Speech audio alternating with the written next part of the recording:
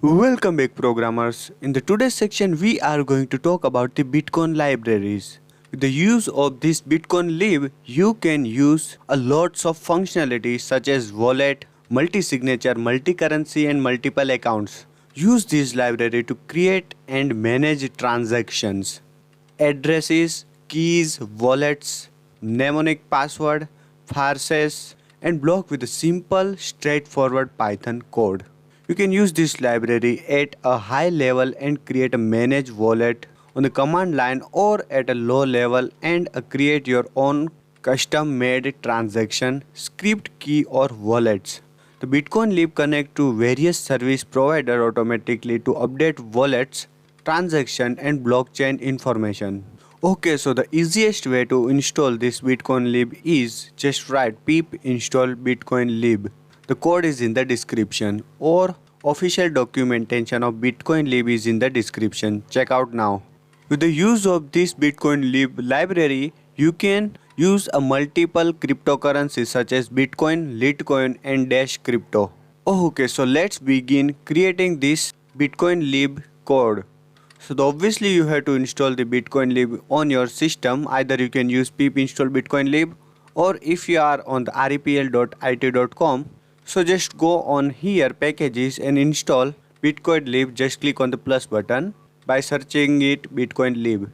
I already installed, so I'm not gonna do it again. Now the main important thing in buying or selling or managing crypto is the wallet. The Bitcoin library contains a wallet implementation using SQL, Alchemy and SQLite 3, MySQL or PostgreSQL to import, create and manage key in a hierarchical deterministic way. For example, create a wallet and generate a new address key to receive Bitcoin. Now you can name it anything you want for your wallet. So let's create a wallet, and for that just write from Bitcoin lib.wallets import wallets. W is capital here. So as you can see, I am creating a new wallet, and for that I am going to write from Bitcoin lib.wallets import wallet. Then I am going to write w equal to wallet.create because I want to create a wallet. Remember, wallet name must be unique. If you wrote wallet name or if you created one wallet name before, so you can't use that wallet again. So I am going to name it AIOC wallet. Okay, so now that you got your wallet, now let's get the keys. Now important thing in here is the keys. Every wallet has its own unique keys. With the use of w.getKey, we are going to get the key obviously. And then I am going to print the keys because I want to see the keys. Now I want to see the address of keys because we will need this address later. So obviously I am going to write print key1 dot address. So this is it. If I run this code, as you can see, I got the keys. This is nothing but a newly created wallet keys. So I am going to store this key in here.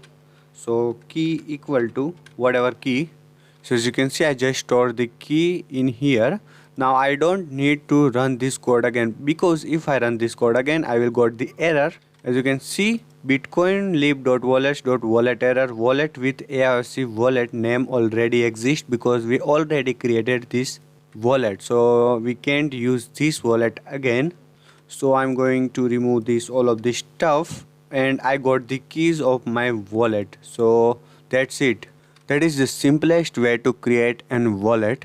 Okay, so now send a small transaction to your wallet and use this scan method to update transaction and UTXOs. And for that just write w.scan and w.info. Oops, I delete that wallet too. Now this is my official wallet, AIOC wallet, but because I want to show you all of this stuff, how scan and info work, so I'm going to copy and paste this line w.scan and w.info with the change of wallet name because I already create AIOC wallet, so it will give me the error. So I'm going to change the wallet name, but let first add the w.scan, which is nothing but the scan or transaction. So just write w.scan and w.info. So I'm going to change this wallet name to whatever new. So as you can see, I just changed the name to hell666. So now let's run this code. As you can see, first we got this address, which is nothing but this address for hell 666.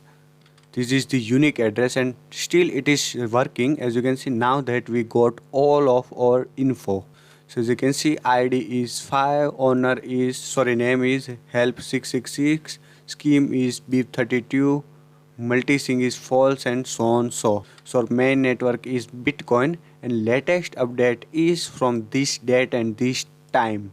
So that's all the information, and this is the wallet master key. As you can see, ID is 35, private equal to true, and depth equal to 0.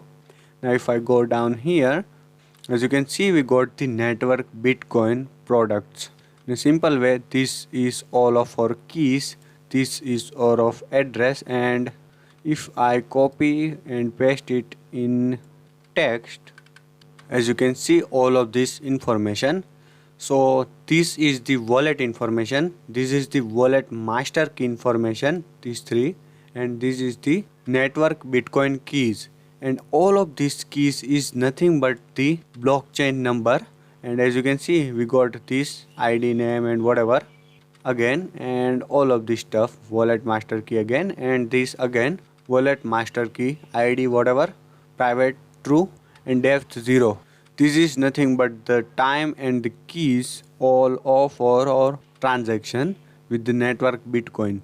So balance total include unconfirmed is 0 because I didn't add any Bitcoin in here because it's too pricey, I don't have that money.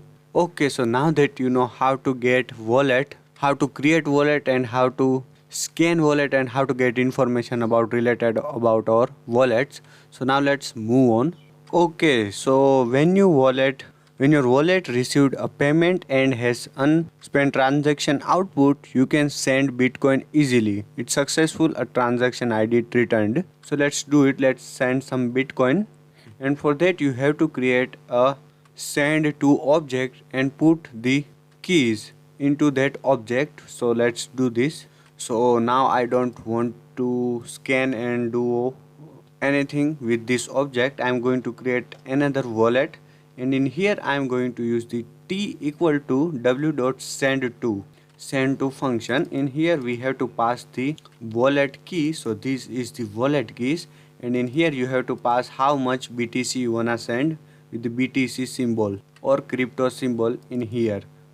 So as you can see, I'm just sending 0.001 BTC, which is so much pricey, to this address.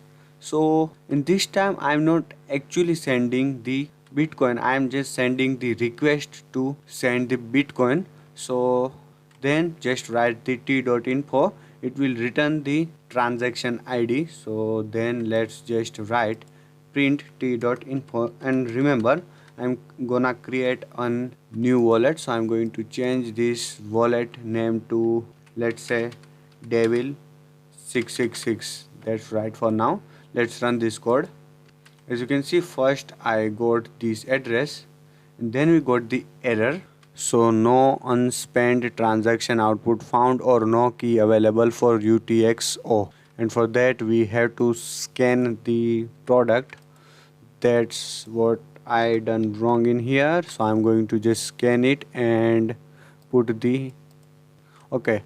Then I'm going to get all of the information. I don't wanna see information, so I'm not going to use the print function. So that's it. Let's change the name again. So I'm going to change the create wallet name to Stan666, I think. Okay, let's run this code. First I got the keys, and then it's still holding, it's still running, and boom, we got the error again. So this was the balance totaled 0.00. Now this is giving the error create transaction no unspent transaction output found or no key available for UTXO. So let me change this ID to this ID. Let's see if it's working or not, or I have to create an blockchain wallet, and let's first if this is working or not. So I'm going to change to FKT whatever ID, and I'm going to run it. First we got this ID. Okay, as you can see, you got the same error, raise wallet create transaction no unspent transaction output found or no key available for UTXO. It means in a simple way, when your wallet received a payment and has unspent transaction output, you can send Bitcoin easily. When your wallet received a payment and has unspent transaction output. But as you can see, we got no unspent transaction output found. So we have to use this blockchain and we have to actually send the Bitcoin. That's why it is not working. And if you wanna learn that, how to do that, so I'm going to create another video about this Bitcoin library if I got 100 plus like. So like this video now if you want to see the next part of this video. Okay, so the next thing is segregated witness wallet. Easily create and manage SegWit wallets, both native SegWit with base32/base32 addresses and P2SH nested SegWit wallets with traditional address are available. And for that, just create a native single key P2WPKH wallet. Now it is nothing but if you don't know what is P2WPKH wallet, SegWit stands for Segregated Witness and it's a technique that reduces Bitcoin transaction fees. SegWit moves all of the signature data in a Bitcoin block to the end, lumping the signatures of all of the transactions together. So in a simple way, you can create a SegWit wallet in here too. So just write w equal to wallet.create SegWit P2WPKH, then witness type equal to SegWit. And that's it. That's the simple way to create a SegWit wallet.